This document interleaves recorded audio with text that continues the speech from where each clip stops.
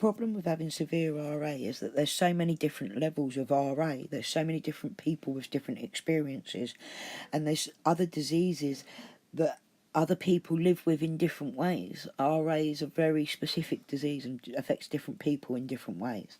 Chronic illness, unfortunately, is boring for people. Everybody is scared of cancer, and with cancer, either it kills you and everyone remembers you as a brave warrior fighting the awful big sea, or you overcome the cancer and held as a hero, so brave in the face of everyone's fears. Chronic pain and autoimmune diseases, they are long-term, often incurable. Treatments are often gruesome and expensive, and for many they simply don't work.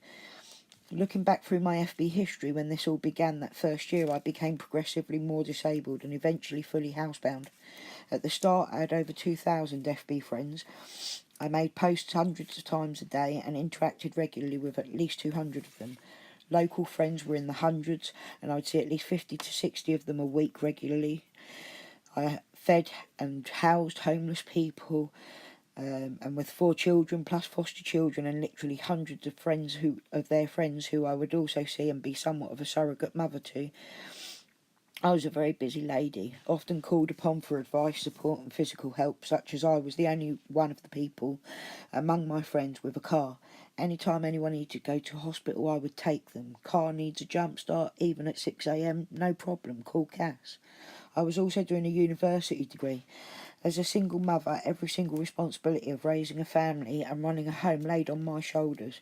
I marvel now at all the things I used to do, even down to socialising, dancing all night, dancing on tables. A friend's daughter reminded me the other day when the kids were all playing in a swimming pool, and I ran and dived in fully clothed, making all the kids squeal with delight. The teenagers all respected me and would talk to me about everything, any trouble, and I would be there. My son used to say, "We can't go anywhere without everyone knowing you and wanting to talk." How times have changed. Once the RA struck, and pretty soon I could no longer drive, the local friends dropped away pretty fast.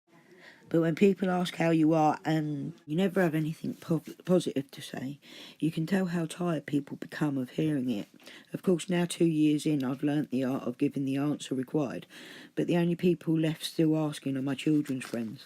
Their loyalty has astounded me through all of this. They are fabulous people, and I think through interacting with me, seeing how this disease has changed me, it's given them so much more understanding that you just don't know why someone is the way they are, and should not presume or judge so easily. They will make great empathetic, kind and caring adults. My Facebook post passed 3 years ago and 4 years ago.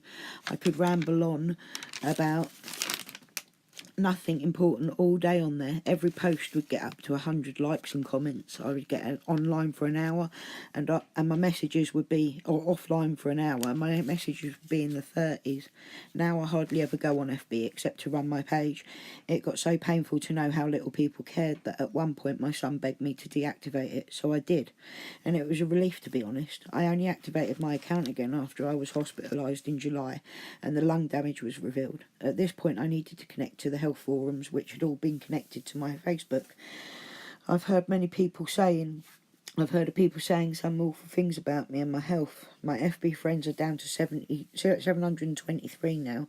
Real life I can count on one hand, if you don't count my kids' friends. Whoever would have thought you could lose so much just by losing the ability to use your body? I sure know where my value lay now.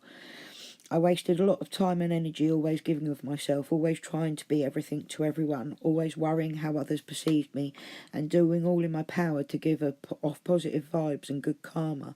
And here I am when I need that most returned to me, and it's a very few people who ever contemplate me or how I'm getting along or all their positive memories of me. All of that has been buried. All they see is this person who looks nothing like the old me, an oversized shadow of my former self, one that can't move without wincing in pain or making sound effects, someone who is trapped in a life, in a house, in a ton of pain all day, every day. The only time I leave the house is to attend medical appointments, and I'm a burden to all who do take the time to care. those who have stuck by me, those who have done anything they could to help me without being asked. They will be my family forever, and I'm so very grateful to have all those in my life who truly do care. I realise I may hold no or little value to many now, but to those who do value me, my health and well-being means everything to them. I'm fighting a tough battle, and I'll continue fighting it for them. I want to value our time together, make memories that aren't filled with pain. This may seem rather a depressed chat, but it's the reality of chronic disease. So thank you for joining me today, guys.